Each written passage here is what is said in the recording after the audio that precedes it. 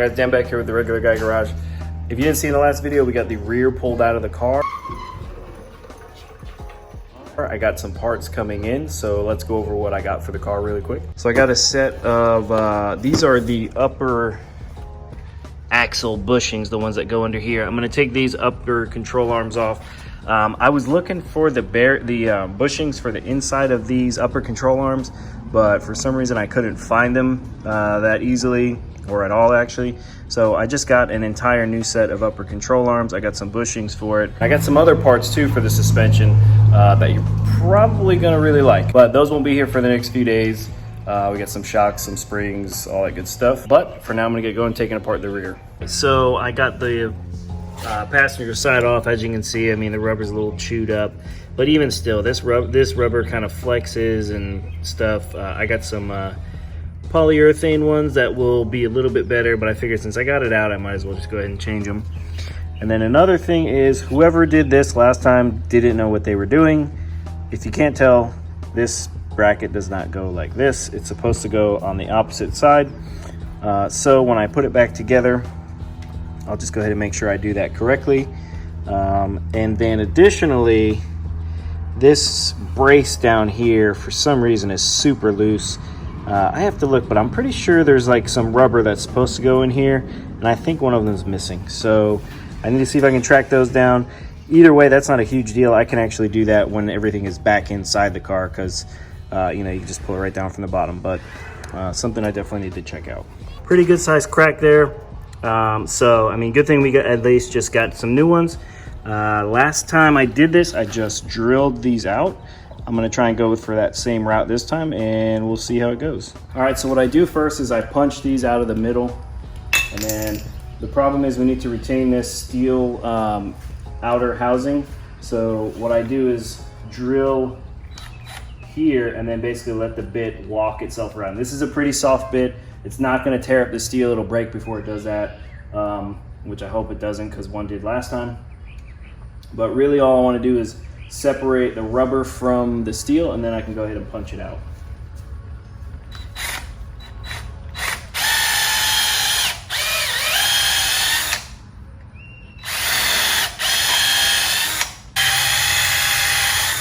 So I'm trying a little bit different tactic with this one, because this rubber is just coming straight apart, so I don't even think I have to go through all the nonsense of trying to walk the bit around.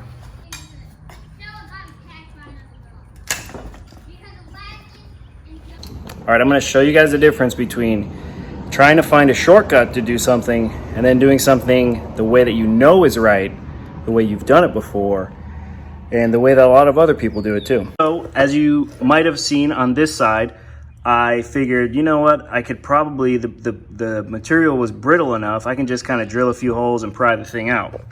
Well, it came out in a billion pieces. It's still pretty rough. I have a lot of scraping to do to get it out. Not really too hard. I'm easily doing it with a screwdriver. And now when I come to this side, here is how I did it the way that it's supposed to, is it came out in, you know, one at least piece, even though it was already cracked. And the inside, look at that. All I gotta do is give it some light sanding to get the metal, to get the rest of the residual rubber and glue and stuff off, and we're good to go. So word of advice, don't try and find a shortcut unless it's a tried and true shortcut that you know could work if certain conditions are there. Because then, like I just did, I just created extra work for myself. So I'm gonna finish scraping this and then sand the shells down, and then we'll go ahead and get these upper control arm housing bushings installed. Bushings that are gonna replace the powder that's on the ground. I got the sleeves all cleaned up. I had to use a combination of like a screwdriver, a file, and a flapper disc for the my drill. Basically pretty straightforward. Just gonna go ahead, put them in like that. I'm gonna get a dead blow hammer and just knock them right through. And actually what I'm gonna do is probably, yeah, we'll see how it goes. All right, let me go get my hammer real quick. Simple as that.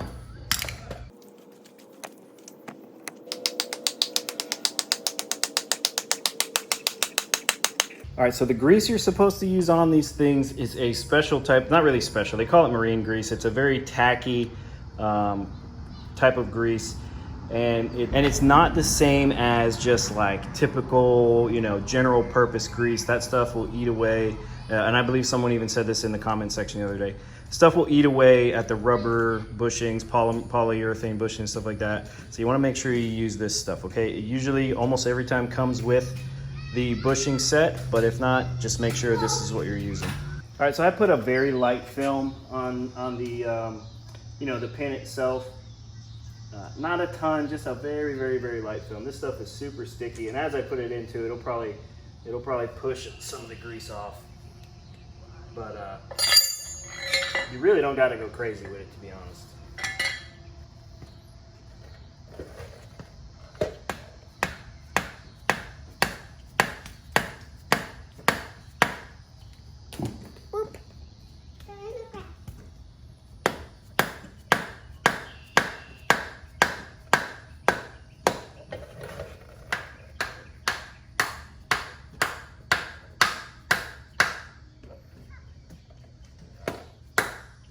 All right, and then these other two pieces, they just go up over the steel on this side, which, like I said, this one is, whoever did this last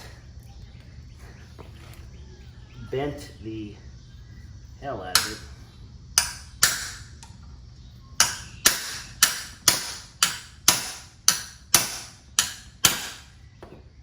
There you go, sometimes you just need to get a bigger hammer.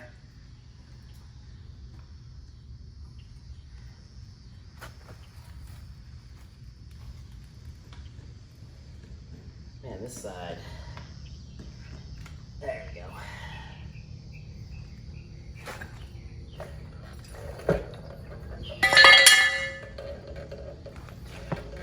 All right, so now I don't have the new upper control arms in yet, but essentially, I mean, what would pretty much happen? These have already been squeezed, so I'd have to open them up if I was reusing these, but these would just slide right over. All right. You want to make sure you put a bunch of grease on this, that marine grease that's up there, that super tacky stuff. Slide them right over, tighten them down, which you guys will see in a future, you know, probably in the same video, and just go ahead and move on. Additionally, what we got in today was, these are some new springs. If you haven't seen an earlier video, I had some, they're like some sport lines. I bought them used, pretty cheap, just wanted to get the car together with them. Had those are not going back in the car. That is not going back in the car. The isolators will go back in. But yeah, what we have, these are a set of Team Z drag setup springs.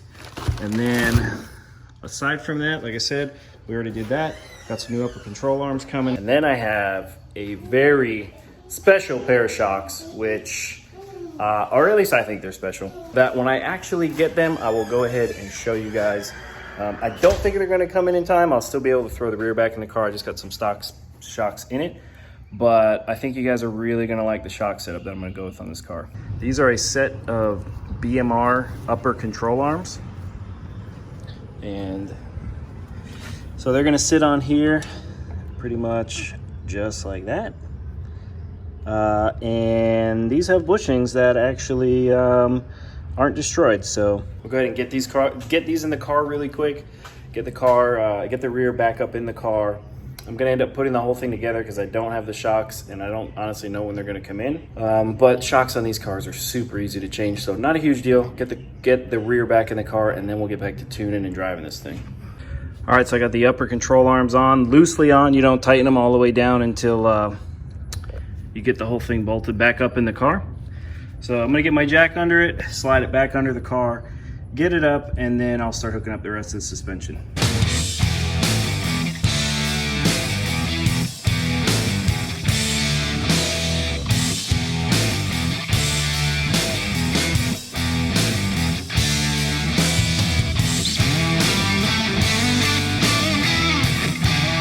This is where it's nice to have friends.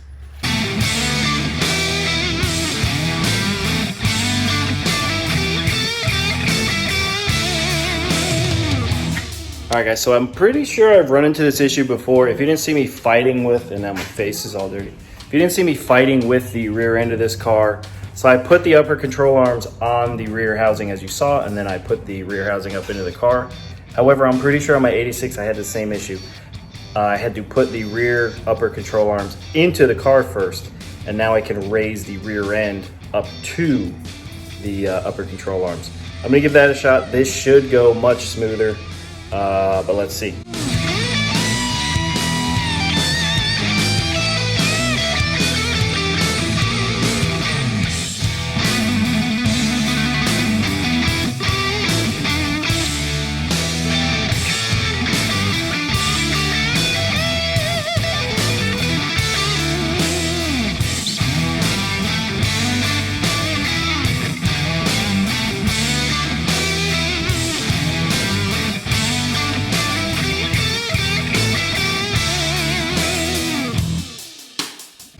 All right, so we got the lower control arms bolted in, both sides and the bottoms. One thing I would say is what an absolute pain. It's rough because, to be honest, it just fits in one way, you know, and you have to use some sort of prying tool. So a quote that was told to me a very long ago when I was working for a tugboat machine shop was, you know, if you give me enough leverage, I can move the world. So basically what that means is if you have something that's not fitting together, just get some sort of prying tool and try and make it fit. If that doesn't work, get a bigger prying tool. Not to say that, you know, everything that doesn't fit, you can just pry it and make it fit. However, stuff like this, you definitely need a good set of prying tools, something thick, heavy steel, to get these control arms in right. But now that they're in, nice tight fit, let me finish bolting up the rest of this, and let's get this car out of the garage. All right, so remember that whole leverage thing I was talking about? Right here, this spring, these are the TRZ drag springs. I already got the other side in. These are a little bit bigger than the springs that were in there last, even though they are a lot softer. I can't really do it by hand. Like I was saying with that whole give me some leverage thing, get a prying tool up under it.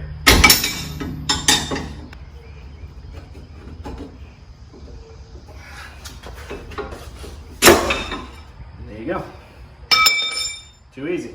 Before we tighten everything back up, at least as far as the suspension components that we already loosened are concerned, you want to jack up on the car and get some preload on the suspension, which it looks like right there we are. And then we're going to go ahead and tighten each bolt down to its torque spec. I believe the control arms are 80 to 90 foot-pounds, and the shocks, I'll have to look them up. They're probably somewhere around, I would guess 35, 40, 50 foot-pounds maybe, but I'm going to do that really quick, get the brake lines hooked up, and then tires back on and fire this thing up. All right, so we got everything back in the car, back on the ground. The car sits, I don't know if I said this last video, but the car sits much better with these new thinner wheel spacers on it. We're gonna go ahead and take it for a ride really quick to make sure all of our suspension fixes are good, which I'm sure they're gonna be because now we actually have bushings in place and not torn up ones. Really quickly though, I just have to upload the, or at least make sure. I did kind of a revised tune when I shut the car off. There it is, Cruise 2. So I'm just gonna upload that really quick to make sure, you know, I get a little bit more fuel down low, and then we'll get going here in a second.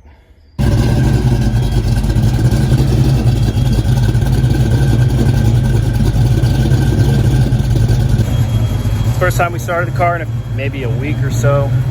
So we're gonna let it kind of warm up really quick, get up to a little bit of temperature, and then I'll go ahead and we'll see how this thing rolls down the road.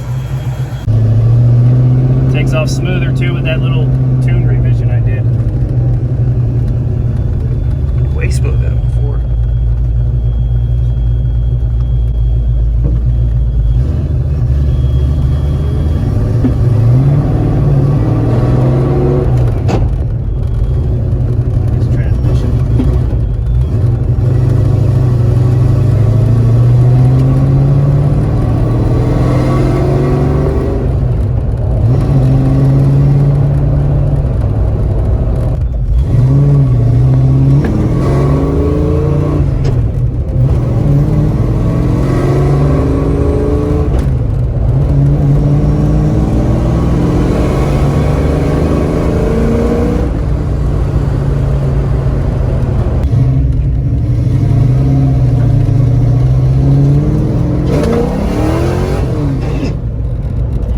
Stick rips. Second gear couldn't handle it. This car's gonna be fast. For just an all-motor little car, this car's gonna be fast. And that was on the rich side too. Oh, we stalled. I think we're running out of gas. I think we ran out of gas. Hopefully don't have to push it back.